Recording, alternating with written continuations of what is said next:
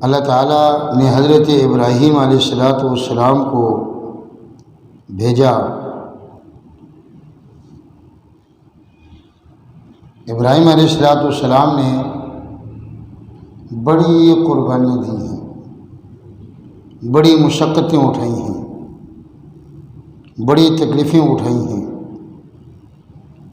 اور پھر اولاد بھی کوئی نہیں تھی، بڑھاپے کی عمر تھی۔ اللہ تعالیٰ سے دعا مانگی۔ سورہ یاسین کے بعد والی جو آیت ہے سورہ صافات، سورہ یاسین کے بعد جو صورت آتی ہے سورہ صافات، اس کے اندر آتا ہے ابراہیم علیہ السلام نے دعا مانگی، رب ہب لی من الصالحین، اے اللہ مجھے نیک اور صالح بیٹا عطا کر۔ اللہ تعالیٰ نے دعا کو قبول کیا اور جواب دیا، فبشرناہ بغلام حلیم، ہم نے ابراہیم علیہ السلام کو حلیم، بردبار، تحمل والے، غصہ نہ کرنے والے بیٹے اور بچے کی بشارت عطا کی۔ اب ذرا غور کریں، بیٹا مانگا تھا صالح، نیک، اللہ تعالیٰ نے جواب دیا کہ ہم آپ کو بیٹا عطا کریں گے حلیم، بردبار، تحمل والا، برداشت کرنے والا، دوسرے کی غلطیوں کو پی جانے والا، معاف کرنے والا۔ تو مانگا تھا صالح اور عطا کیا حلیم، کیونکہ جو بندہ صالح ہو لیکن حلیم نہ ہو، بردبار نہ ہو، معاف کرنے والا نہ ہو، درگزر کرنے والا نہ ہو، برداشت کرنے والا نہ ہو، تو اس کی نیکی کسی کام کی نہیں رہتی، وہ کسی قابل نہیں رہتا۔ جو بندہ صالح ہو اور حلیم بھی ہو، وہ ہر طرح کی مشکلات کا مقابلہ کرنے کے لیے تیار ہو جاتا ہے۔ ابراہیم علیہ السلام نے اللہ تعالیٰ سے بیٹا عطا مانگا، رب ہب لی من الصالحین، اے اللہ مجھے بیٹا عطا کر۔ تو قرآن کریم کی اس آیت نے، ابراہیم علیہ السلام کی اس دعا نے قیامت تک کے لیے یہ سبق دے دیا، یہ درس دیا کہ ما فوق الاسباب، جو چیز بھی ضرورت ہو، جو انسان کے بس میں نہ ہو، وہ صرف اللہ ہی سے مانگنا ہے۔ جیسے کہ بیٹے دینا اللہ کا کام ہے، اللہ تعالیٰ کے علاوہ کوئی اولاد نہیں دے سکتا۔ تو ابراہیم علیہ السلام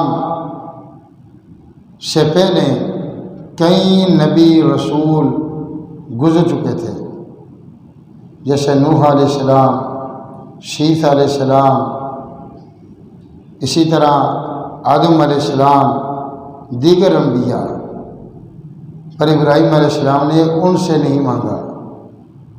ابراہیم علیہ السلام نے جبرائیل علیہ السلام سے بھی ملاقات کی، وہی لایا کرتے تھے۔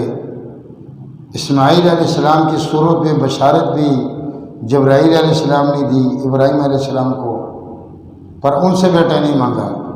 رب ہب لی، فرمایا اے اللہ مجھے بیٹا تو ہی عطا کرے گا، تیرے علاوہ کوئی کسی کو اولاد عطا کر نہیں سکتا۔ تو کسی نبی سے نہیں مانگا، کسی فرشتے سے نہیں مانگا، کسی شجر، حجر، قبر، کسی سے بھی نہیں مانگا، کیونکہ جانتے تھے سب کچھ دینے والا ایک اللہ کی ذات ہے۔ یہ توحید ہے۔ جس انسان کا عقیدہ توحید والا نہ ہو، اس کے سارے اعمال بیکار ہو جاتے ہیں، سارے اعمال اس کے ضائع ہو جاتے ہیں۔ ابراہیم علیہ السلام نے بیٹا مانگا، اللہ نے کہا کہ ہم آپ کو حلیم بیٹا عطا کریں گے، قربان جائیں۔ اللہ نے ابراہیم علیہ السلام کو حلیم بیٹا عطا کیا، اور اللہ نے نبی کریم صلی اللہ علیہ وسلم کو حلیمہ نام کی مبارک و مقدس دائی عطا کی۔ ادھر حلیم بیٹا، ادھر حلیمہ دائی۔ نبی علیہ السلام بھی ابراہیم علیہ السلام کے دعاؤں کا نتیجہ ہیں۔ جب خانہ کعبہ کو بنایا ابراہیم علیہ السلام نے اور اسماعیل علیہ السلام نے، تو اب دعا کی فارغ ہو کر، یا اللہ میں نے تیرا گھر تو بنا دیا ہے، اب تیرے گھر کو بسانے والا کون ہے؟ تیرے گھر کو آباد کرنے والا کون ہے؟ تیرے گھر کے اندر جو بت آ جائیں گے ان کو توڑ کر نکالنے والا کون ہے؟ تو ابراہیم علیہ السلام کی دعا کے نتیجے میں اللہ تعالیٰ نے اسماعیل علیہ السلام کی نسل سے ایک عظیم الشان بیٹا عطا کیا، جس کا نام اسم گرامی ہے محمد عربی صلی اللہ علیہ وسلم۔ دو طرح کے پانی بڑی برکت والے ہیں، ایک ہے آب زمزم اور ایک ہے آب کوثر۔ آب کوثر یہ جنتی پانی ہے، جنت کے اندر اس کا بہت بڑا حوض ہے، جس کو ہم حوض کوثر کہتے ہیں، تالاب ہے بہت بڑا۔ تو نبی علیہ السلام حوض کوثر والے ہیں، اور ابراہیم علیہ السلام نے جو بیٹا مانگا اسماعیل علیہ السلام، وہ اسماعیل علیہ السلام آب زمزم والے ہیں۔ اب آب زمزم کا رنگ، ذائقہ، بو قیامت تک کے لیے کبھی بھی تبدیل نہیں ہوگی، تو آب کوثر کا بھی رنگ، ذائقہ، خوشبو قیامت تک تبدیل نہیں ہوگی۔ اور پھر آب زمزم پیدا ہوا اسماعیل علیہ السلام کی ایڑیوں کے رگڑنے سے، تو جو اسماعیل علیہ السلام کے پاؤں اور ایڑیوں سے جڑ جائے گا وہ بھی جنتی ہے۔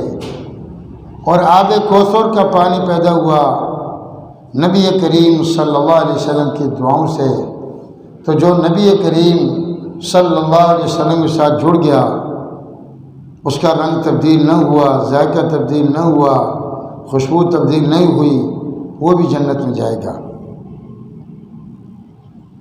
اللہ تعالیٰ نے بیٹا بھی عطا کیا ابراہیم علیہ السلام کو، اور اللہ تعالیٰ نے ساتھ ساتھ پرچہ بھی عطا کیا کہ میرے ابراہیم یہ آپ کا بیٹا ہے، ہمارا بندہ ہے، اور ساتھ ایک امتحان بھی ہے۔ اگر یہ امتحان تم پاس کر دو گے تو تمہارا اور تمہارے بیٹے کا بہت اونچا مقام ہوگا، بہت بڑا مقام ہوگا۔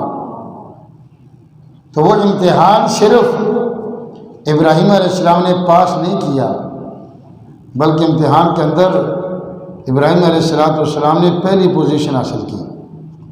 قرآن کریم کہتا ہے فَأَتَمَّهُنَّ، ابراہیم علیہ السلام نے سارے امتحانات کے اندر اعلیٰ نمبروں میں کامیابی حاصل کی، پہلی پوزیشن حاصل کی۔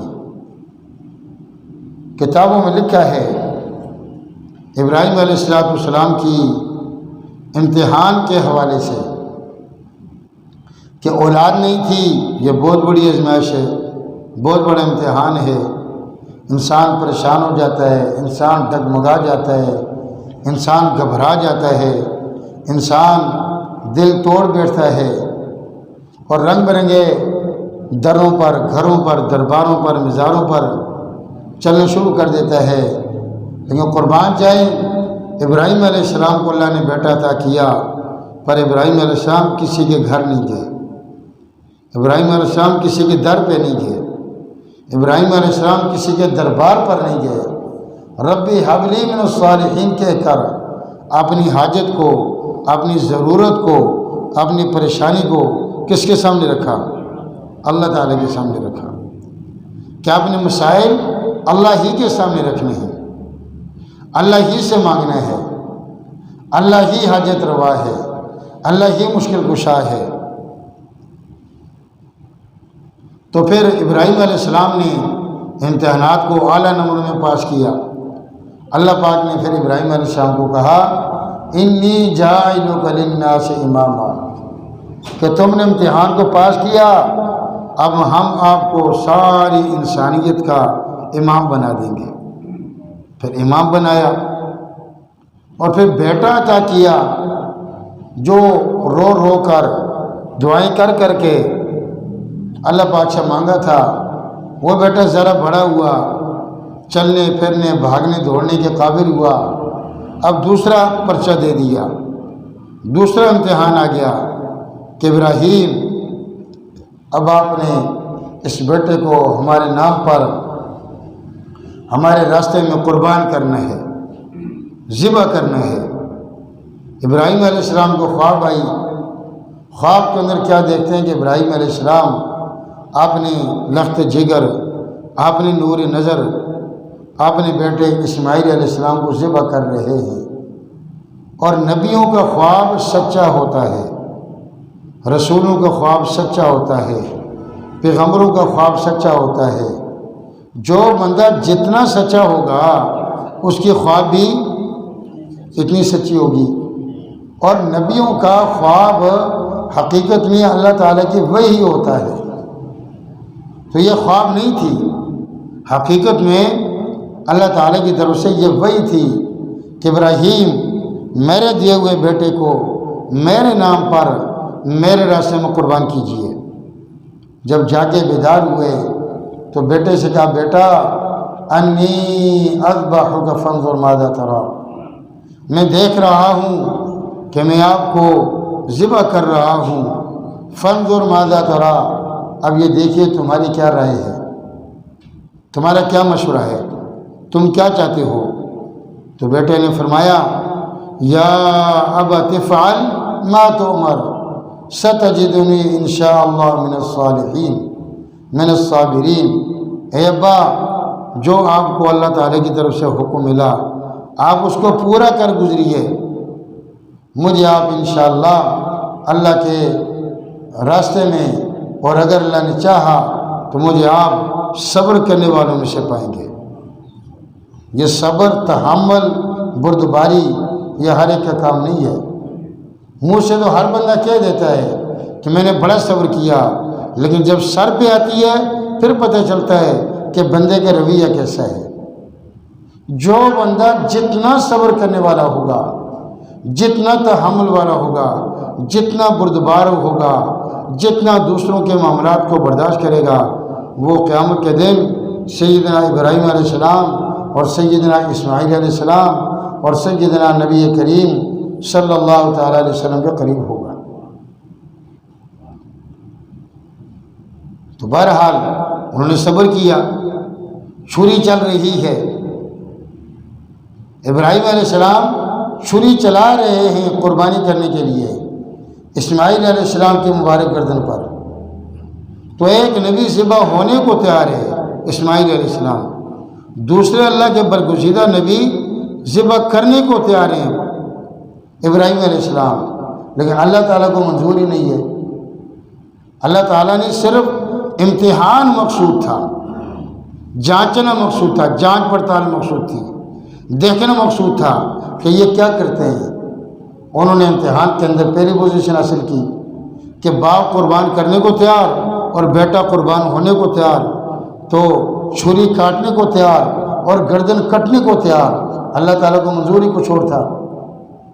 اللہ پاک نے فرمایا وَنَادَيْنَاهُ أَن يَا إِبْرَاهِيمُ قَدْ صَدَّقْتَ الرُّؤْيَا إِنَّا كَذَلِكَ نَجْزِي الْمُحْسِنِينَ۔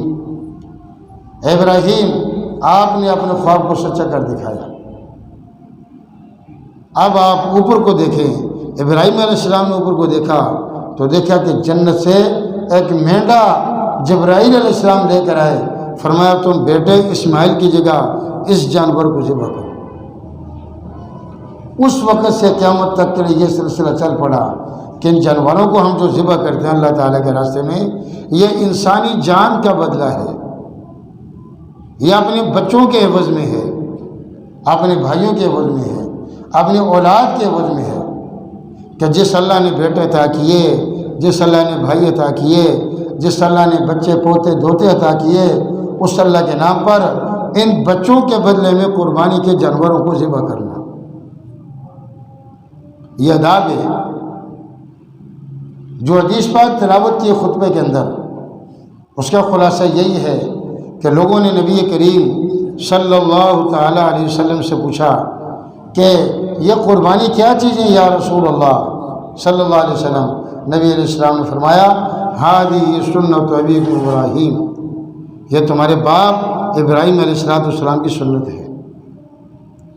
اے کہ قربانی کی شکل صورت، اے کہ قربانی کی حقیقت، قربانی کی شکل صورت تو یہی ہے کہ ہم نے جانور خریدا اور اس کو 10 ذی الحجہ کو نماز عید الاضحیٰ کے بعد اللہ کے راستے میں قربان کر دیا۔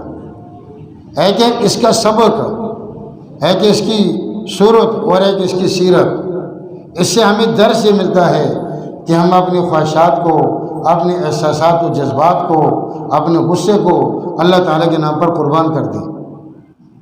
اب یہی جانور اگر بفر جائے، یہی جانور اگر بگڑ جائے، یہی جانور اگر لوگوں سے اپنا بدلہ لینا چاہے تو کس کی طاقت ہے جانور کو پکڑنے کی؟ لیکن اللہ تعالیٰ کی قدرت ہے، اللہ پاک نے جانور کی طاقت کو تالا لگا دیا ہے، جانور کو منع کر دیا کہ تم نے جنت میں جانا ہے اور یہ انسان کمزور ہے، تم نے ان کو کچھ بھی نہیں کہنا، تو وہ جانوروں کے سامنے قربان ہو جاتا ہے۔ یہ ہمیں بھی سبق ہے کہ کوئی ہمارا چھوٹا ہو، ہم سے کوئی کمزور ہو، ہم سے کوئی غریب ہو، کوئی ایسی کسی بات کہہ دے تو جیسے جانور ہمارے سامنے لیٹ گیا ہم اس کے سامنے لیٹ لیں، اس سے بدلہ نہ لیں، اس سے بدلہ نہ لیں، کیونکہ بدلہ نہ لینے والے کا بدلہ جنت ہے، اور جو بدلہ لے لے گا اس کا بدلہ جنت نہیں ہے۔ یہ بہت بڑا سبق ہے کہ غصے کو پی جانا اور معاف کر دینا اور درگزر کر دینا اور چپ ہو جانا، بدلہ لے لینا یہ کوئی بہادری نہیں ہے، معاف کر دینا یہ سب سے بڑی بہادری ہے۔ تو جس طرح ہم نے جانور کو قربان کیا ایسے ہی ہم اپنے نفس کو قربان کریں، ہم اپنے شیطان کی گردن پر چھری چلائیں، ہم اپنے نفس کے گردن پر چھری چلائیں، اپنے جذبات کو ذبح کریں، اپنے احساسات کو ذبح کریں، اپنی خواہشات کو ذبح کریں، اللہ کے نام پر، رسول اللہ صلی اللہ علیہ وسلم کے نام پر، اپنے آپ کو چھوٹا سمجھتے ہوئے دوسرے کو بڑا سمجھے۔ ہر انسان خطا کار ہے، ہر انسان گنہگار ہے، لیکن بات یہ ہے کہ ہر انسان کا رب غفار ہے۔ اپنے آپ کو گنہگار سمجھنا ہے اور دوسروں کو اپنے سے اچھا سمجھنا ہے، اپنے آپ کو خطا کار سمجھنا ہے اور دوسروں کو اپنے سے نیکوکار سمجھنا ہے۔ اگر بندہ اپنے آپ کو نیکوکار سمجھے گا، دوسروں کو بدکار سمجھے گا، دوسروں کو خطا کار سمجھے گا، دوسروں کو گنہگار سمجھے گا، وہ ہر ایک کی غلطیاں نکالے گا، ہر ایک کے اندر نکتہ چینیاں کرے گا، ہر ایک کو طعن طنز اور تشنیع کا نشانہ بنائے گا، یہ کیوں ہے، یہ کیوں ہے، یہ کیوں ہے، یہ کیوں ہے، ہر بندہ اس سے تنگ ہوگا۔ اور جو بندہ اپنے آپ کو گنہگار سمجھے گا، اپنے آپ کو خطا کار سمجھے گا، اپنے آپ کو برا سمجھے گا، دوسروں کو اچھا سمجھے گا، تو اس کو دوسروں کی غلطیاں نظر نہیں آئیں گی، اس کو اپنی غلطیاں نظر آئیں گی، اس کو اپنی خطائیں نظر آئیں گی، اور جو اپنی غلطیوں کو دور نہیں کر سکتا وہ دوسروں کی غلطیوں کو کیسے دور کرے گا بھائی؟ ہمارا جو دین ہے یہ بڑا ہی پیارا دین ہے، ہمارا جو اسلام ہے یہ بڑا عظیم الشان اسلام ہے، بڑا پیارا دین ہے۔ اس دین جیسا کوئی اور دین نہیں ہے، اس اسلام جیسا کوئی اور اسلام نہیں ہے۔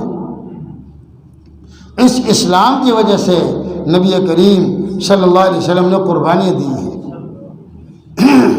اس دین کی وجہ سے، اس قرآن کی وجہ سے، اس اسلام کی وجہ سے نبی کریم صلی اللہ علیہ وسلم کی 2 بچیوں کو طلاقیں ہوئی ہیں۔ حالانکہ یہ طلاق کسی مکان، کوٹھی، کاروبار، بزنس، تجارت کی بنا پر نہیں ہوئی، صرف دین کے بل بوتے پر ہوئی۔ اور آج ہم دین کو قربان کر دیتے ہیں پر اپنے آپ کو کہتے ہیں کہ ہم قربان نہ ہوں، دین قربان ہو جائے۔ نہیں، دین کے لیے قربان ہونا ہے۔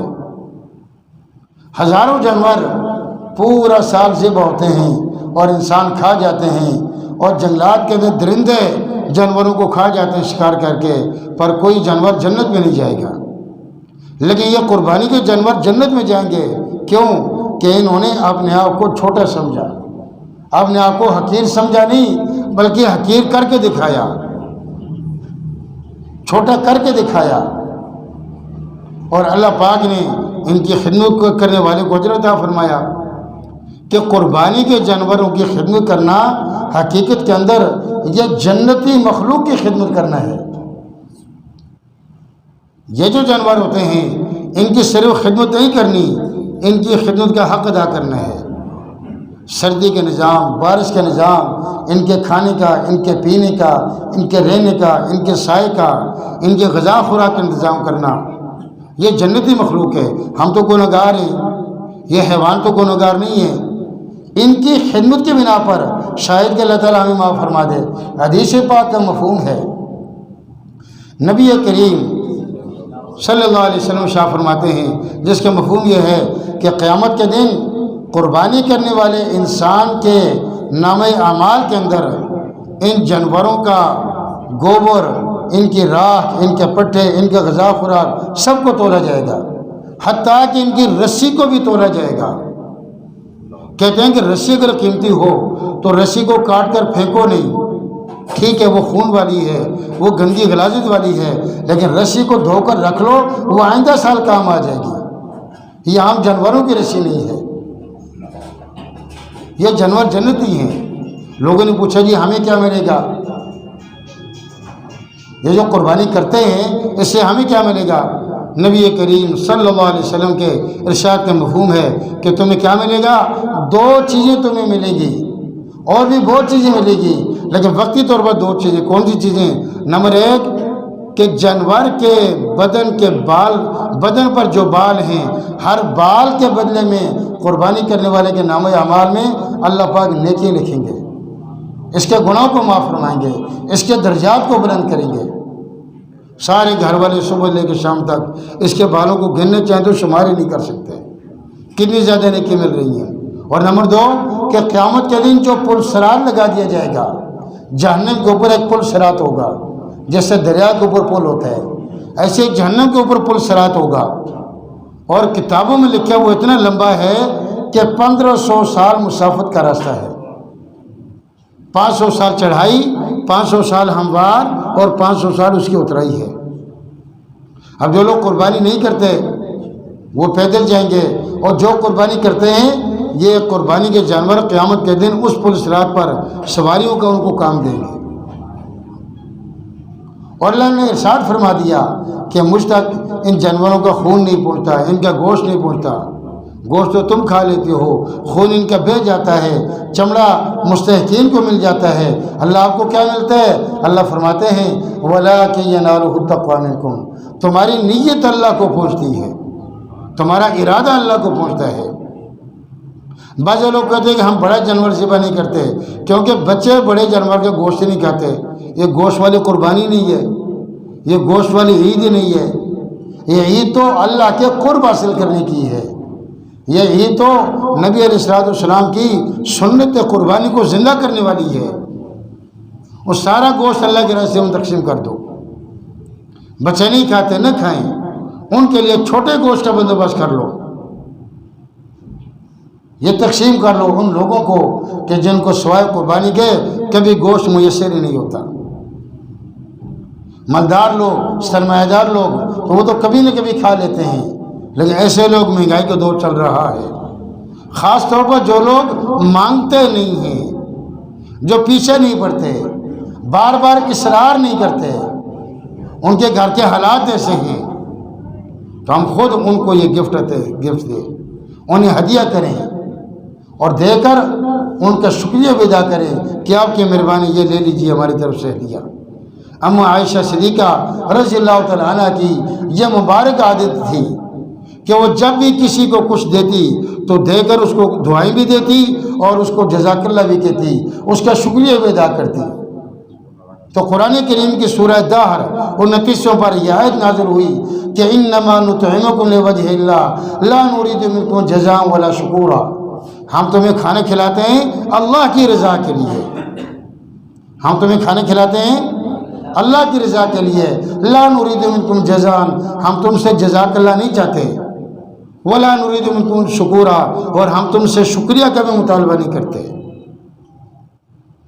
تو اللہ تعالیٰ کی رضا کے لیے، اللہ تعالیٰ کے خوشنودی کے لیے جو بھی کام کیا جائے گا، اخلاص سے کام کیا جائے گا، اس کی بڑی برکات ہے۔ قیامت کے دن ایسے کام کے اندر بڑا وزن ہوگا، نام اعمال میں تولا جائے گا۔ ہر عمل کرنے سے پہلے ہم اپنی نیت کو ٹٹولیں، ہم اپنی نیت کو ٹھیک کریں، ذرہ برابر ریا نہ ہو، دکھلاوا نہ ہو، نمود و نمائش و بناوٹ نہ ہو۔ اور اگر اللہ نے توفیق دی ہے بڑا جانور ذبح کرنے کی، تو جہاں پر ہم اپنے سے رکھیں وہاں پر ایک حصہ اپنے آخری نبی، اپنے پیارے پیغمبر، اپنے محمد عربی صلی اللہ علیہ وسلم کی طرف سے بھی ایک حصہ ہو، کیونکہ حدیث پاک میں آتا ہے کہ نبی علیہ السلام نے ہر سال حضور نبی پاک صلی اللہ علیہ وسلم 2 جانور ذبح کرتے تھے اور چھری خود پھیرتے تھے، فرمایا کہ یہ تو محمد کی طرف سے ہے، اور دوسرا جانور فرمایا یہ قیامت تک کے لیے امت محمدیہ کی طرف سے ہے۔ اتنی اونچی ہستی ہو کر، اتنی بڑی ہستی ہو کر، اتنی مقدس اور پاکیزہ ہستی ہو کر کہ جن کی وجہ سے اللہ نے ساری کائنات کو وجود عطا کیا، اگر وہ ہم جیسے فقیروں کو، غریبوں کو، خطا کاروں کو، گنہگاروں کو یاد کر رہی ہے کہ جنت بنا کر اس کی چابی اللہ نے نبی علیہ السلام کے ہاتھ میں دے دی ہے، تو اگر ہم بھی اپنی قربانی میں ایک حصہ کا رکھ لیں تو کون سی بھائی نقصان ہو جائے گا، کون سا آسمان گر جائے گا؟ اجر ہی اجر ہے، ثواب ہی ثواب ہے۔ حدیث پاک کا مفہوم ہے کہ جس مسلمان پر قربانی واجب ہو، جس مسلمان پر قربانی واجب ہو اور وہ قربانی نہ کرے، کوئی بھی بہانہ استعمال کر کے قربانی نہ کرے، لیکن شریعت کے اعتبار سے قربانی واجب ہو، تو عید والے دن وہ مسلمانوں کے ساتھ نماز عید الاضحیٰ ادا کرنے کے لیے مسلمانوں کے عیدگاہ میں کبھی بھی نہ آئے، وہ کہیں اور چلے جائے، چرچ میں جائے، گرجا گھر میں جائے، گردوارے میں جائے، کسی مندر میں چلے جائے، مسلمانوں کے ساتھ رہے۔ بتائیے کتنی بڑی دھمکی ہے۔ بیاہ و شادی اور دیگر معاملات میں ہم بڑے کھلے دل سے خرچ کرتے ہیں، بلکہ قرضہ بھی لے کر خرچ کر دیتے ہیں، لیکن جب اللہ کا حکم آئے، نبی علیہ السلام کی سنت کا معاملہ ہے، ہمارے دین کا معاملہ ہے، تو یہ شیطان ہمارے سامنے خرچ کو، اخراجات کو، ضروریات کو بہت بڑا پہاڑ بنا کر پیش کر دیتا ہے۔ اور جی گاڑیوں کی قسطیں بھی دینی ہیں، مکان کی قسطیں بھی دینی ہیں، پلاٹ کی قسطیں بھی دینی ہیں، آگے بچوں کی شادی بھی ہو جانی ہے، یہ بھی ہے وہ بھی ہے۔ بھائی 15-20 ہزار سے کون سا نقصان ہو جائے گا؟ کس نے کہا تم جانور لو 1,00,000 1.5 لاکھ کا؟ کسی جگہ حصہ ڈال کر آپ نے جو فرض ہے منصبی ہے اس کو پورا کر لو، تاکہ اللہ تعالیٰ کا غضب نہ اترے، اللہ تعالیٰ کا قہر ہم پہ نازل نہ ہو۔ ہر طرف سے طوفان اور سیلاب اور ہوائیں اور یہ سلسلہ جو چل رہا ہے، یہ سارے عذاب مسلمانوں پر کیوں ہیں؟ کہ ہندو مت کے اندر پکا ہے، عیسائی عیسائیت کے اندر پکا ہے، یہودی یہودیت کے اندر پکا ہے، مرزائیت کے اندر پکا ہے، شیعہ شیعت کے اندر پکا ہے، لیکن مسلمان آج اسلام کے اندر کچا ہے۔ مسلمان نے اپنے اسلام کو چھوڑ دیا، اپنے دین کو پس پش ڈال دیا، اپنی مسجد کو چھوڑ دیا، اپنے مذہب کو چھوڑ دیا، مذہبی پیشواؤں کو چھوڑ دیا، تو مسلمان اللہ کی نظروں سے گر گیا، مسلمان اللہ تعالیٰ کی نظروں میں ذلیل ہو کر رہ گیا، مسلمان اللہ کی نظروں میں ایسا لگ گیا جیسے کہ ایک کباڑی کے سامان ہوتا ہے۔ وہ کس طرح کباڑی کے مال کو کوٹتا ہے۔ آج مسلمان پوری دنیا میں ذلیل ہو رہا ہے، اللہ کے عذابوں کے سائے وہ مسلمانوں کے سروں پر ہیں۔ کیوں؟ کہ مسلمانوں نے اللہ کو ناراض کر دیا۔ تو قربانی ایک بہت بڑا عمل ہے اللہ تعالیٰ کو راضی کرنے کے لیے۔ نبی علیہ السلام کے ساتھ مفہوم ہے قربانی کے دنوں میں خون بہانے سے زیادہ کوئی عمل اس مسلمان کا اللہ کے ہاں مقبول نہیں ہے۔ سب سے بڑا عمل یہ ہے کہ اللہ تعالیٰ کے راستے میں جانوروں کا خون بہا دیا جائے، اس کے بعد سارے گوشت تقسیم کر لو یا خود رکھ لو۔ اللہ تعالیٰ ہمیں دین کی سمجھ اور صحیح مسلمان بننے کی توفیق نصیب فرمائے۔ وما علینا الا البلاغ المبین۔